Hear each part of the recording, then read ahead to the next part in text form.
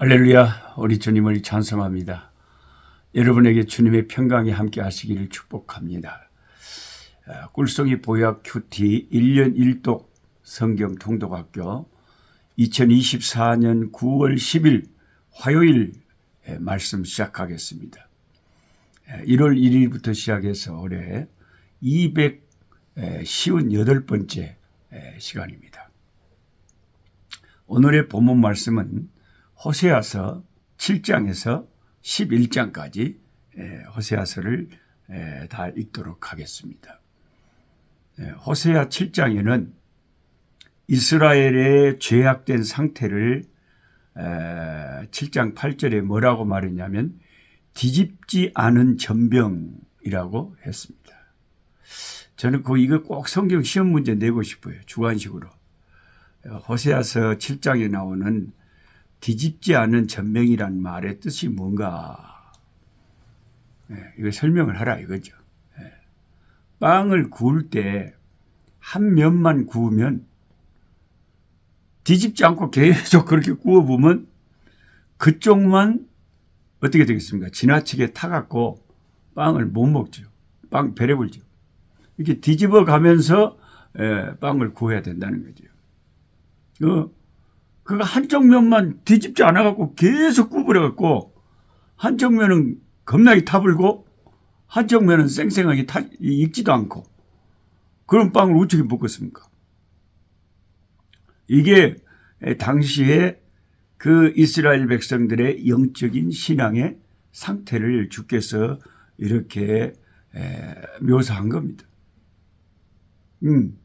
오늘 어떤 사람은 우리가 영적인 생활에만 중시하고 이 세상의 가정생활이나 직장생활이나 이런 것에서 땅의 생활은 또 되게 그건 아무것도 아니라고 무시를 해버리고 반대로 어떤 사람은 세상 생활에만 너무 빠져가지고 하늘의 생활을 잃어버리게 돼. 골로새서 3장 1절에 너희는 위의 것을 찾으라. 위의 것을 생각해라. 위의 것을 추구해라. 위의 것이 뭡니까? 하늘이잖아요. 하나님 앞에 설 것을 생각하고 오늘을 살아라 하는 거 아닙니까? 예. 그래서 신앙에는 한쪽으로 치우쳐버리는 순간 이거 잘못된 신앙이다. 항상 그 균형을 잡아서 신앙생활 하는 게 엄청 중요하다. 예. 뒤집지 않은 전병 같은 그런 신앙이 돼서는 안 된다. 어떤 사람은 은혜를 굉장히 중요시하는데 의를 소홀히 하고 의를 중시하는 어떤 사람은 은혜가 약합니다.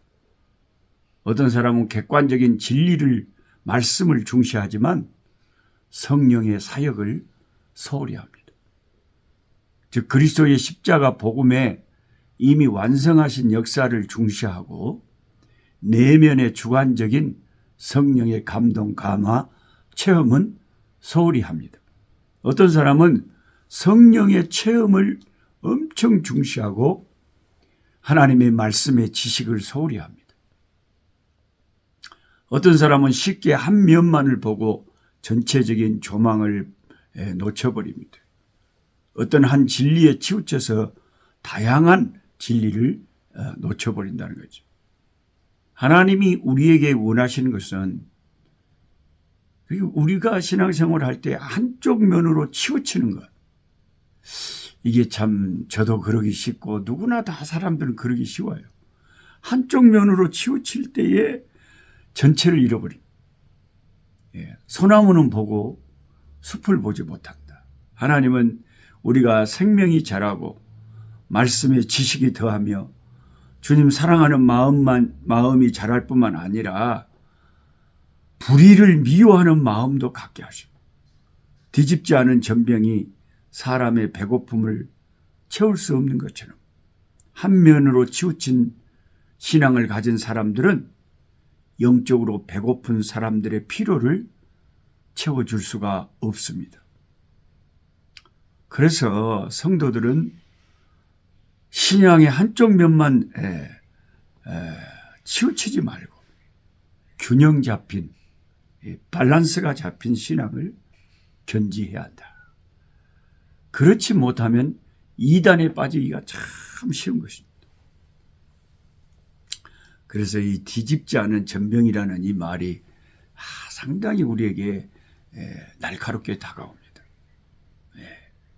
이제 설명하실 수 있겠죠. 호세아서 7장에 나오는 뒤집지 않은 전병이 무슨 뜻입니까? 한쪽으로 치우친 신앙이다. 그 다음에 또 7장에 이스라엘을 향해서 뭐라 그랬냐면 7장 4절에 달궈진 화덕이라. 벌겋게 불이 붙는 화덕이다. 이건 무슨 뜻입니까? 라고 물어보면 여러분 주관식으로 답할 수 있겠어요? 이스라엘 백성을 달궈진 화덕이라 그랬는데 이게 뭔 소리래요? 답은 뭐냐면 악한 생각으로 마음이 불붙어가 있는 그들의 상태. 화덕이 벌겋게 붉게 달궈진 것처럼 그들의 마음이 죄악된 생각으로 가득 차 있는 상태. 알고 보면 쉬운데 모를 때는 이게 진짜 뭔 말이다냐. 뭘 달궈진 화덕으로 뭘 구워보려고 그런다냐. 그렇게 오해하기가 쉽습니다. 이제 이해하셨죠? 이 달궈진 화덕이라는 것은 악하고 하나님을 대적하는 생각으로 불이 붙어 있는 그들의 마음 상태가 달궈진 화덕이다. 그 다음에 호세아 7장 11절에 어리석은 비둘기라고 이스라엘을 칭했는데 어리석은 비둘기요?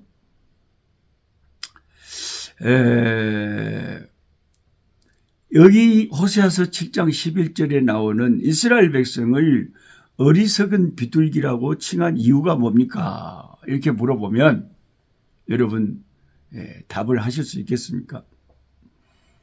원래 비둘기는요.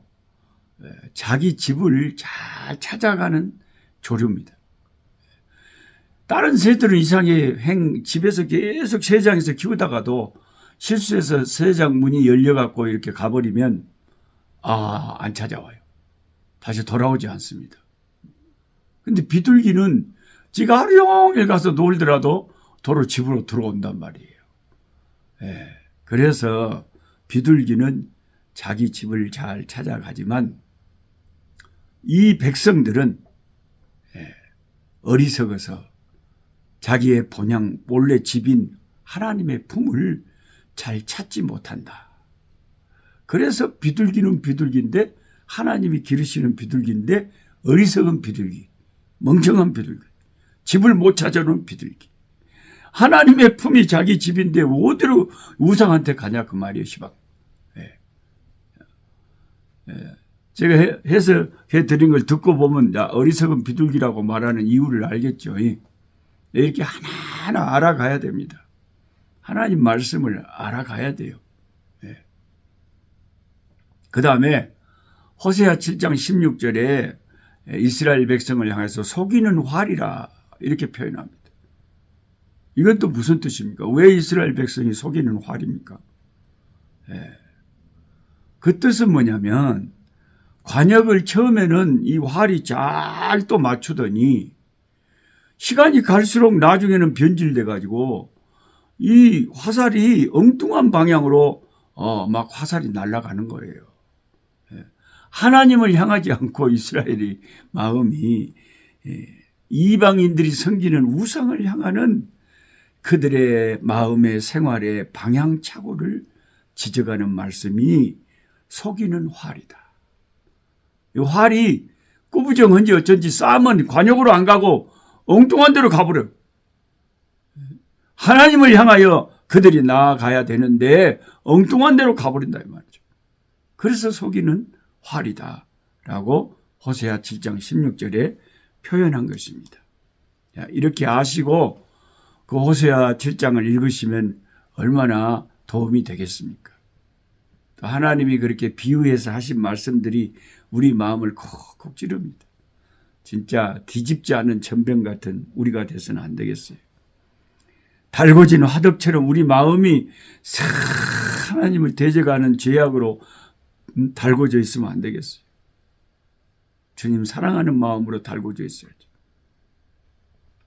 그 다음에 호세아 9장부터 10장 쭉 보면 에브라임이 받을 심판을 이제 외치고 있습니다. 에브라임, 이 이름은 갑절에 2배의 열매를 맺다라는 뜻이에요. 호세아 선지자는 호세아 9장 10장에서 그 이름의 의미를 그가 전하는 메시지의 기초로 사용합니다. 갑절의 열매를 맺어야 할 그들이 심판을 받아 추수 때 거두어 들일 열매가 아예 없을 것입니다.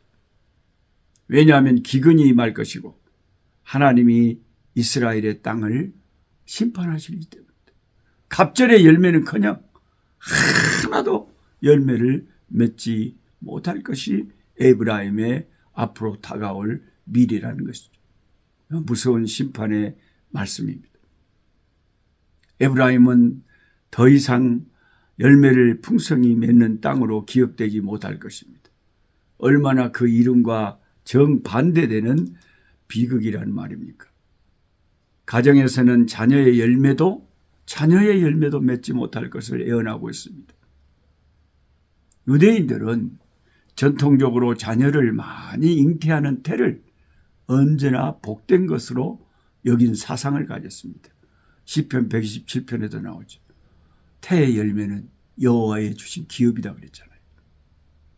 그러나 심판이 임하면 그들은 유산하는 태를 오히려 복되다 하는 참혹한 재앙이 닥쳐올 것입니다. 에브라임, 지금 이스라엘을 말하는 거예요. 에브라임이 무엇을 잘못한 것입니까? 우리가 알다시피 그들은 두 주인을 섬기고 하나님을 떠나서 우상 숭배에 빠졌다. 그들은 잘못된 땅에 잘못된 씨를 뿌려놓고는 갑절의 열매를 추수를 기대하는 어리석은 자들이었습니다. 오늘날 우리 대한민국의 형편이 심히 어려움에 처해 있습니다. 요즘은 아프지도 말아야 됩니다. 아프면은 병원이 의료 대란이 일어나가지고 또 여전히 그렇지 않아도 나라가 힘든데 여러 가지로 힘듭니다. 예수 믿는 그리스도인조차도 둘로 나눠서 의견이 다릅니다. 나라를 위해서 기도하는 내용도 다릅니다. 그러나 같은 것은 예수님이 우리의 동일한 주님이시라는 것이고 또 나라를 위하는 마음, 애국하는 마음, 나라 사랑하는 마음만큼은 동일하리라 믿습니다. 우리가 우리의 죄들을 회개하고 다니엘처럼 우리 대한민국의 앞날을 위해서 끊임없이 기도할 때 전능하신 하나님이 우리 대한민국을 축복하시고 보호해 주시고 세계 만방에 쓰임받는 나라로 세계 만국에 복음 전하는 나라로 사용하실 줄 믿습니다. 우리가 할 일은 우리 조국을 위해서 기도하는 것밖에 없습니다. 에브라임처럼 열매 맺지 못하는 나라가 돼서는 안 되겠죠. 하나님 새롭게 하시고 새 소망을 주시고 새 은혜를 끊임없이 부어주옵소서. 이번에 제가 아프리카에 있지만은 뉴스를 보니까 국민일보 뉴스를 보니까 해운대에 10만 명의 우리 부산의 교회 성도들이 해운대 백사장에 모여서 나라와 민족을 위해서 기도하고 회개하고 다니엘처럼 그렇게 성회를 열었다 그래요. 참 멀리 있지만 응원이 됩니다. 예수 믿는 사람들이 깨어서 우리가 함께 기도하고 나라를 염려하고 아버지 앞에 간구할 때 주께서 긍휼을 베푸시지 않겠습니까? 교회가 살면 소망이 있습니다. 기도하겠습니다. 하나님 아버지, 호세아 선지자를 통해서 이스라엘을 질타하시는 그 표현들이 너무나 우리 마음에 참 날카롭게 다가옵니다.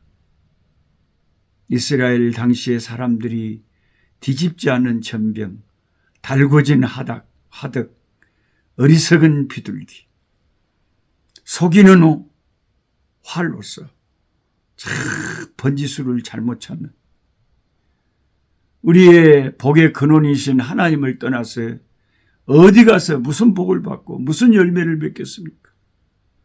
에브라임은 갑절의 열매를 맺는다는 뜻인데 그들은 하나님의 해초리를 맞아서 전혀 열매 맺지 못하는, 오히려 자녀를 참 많이 두는 게 하나님의 복이었는데 그 재앙의 때에는 오히려 자녀를 유산하고 없는 것이 복이라고 말할 만큼 비참한 심판을 만난다고 했습니다.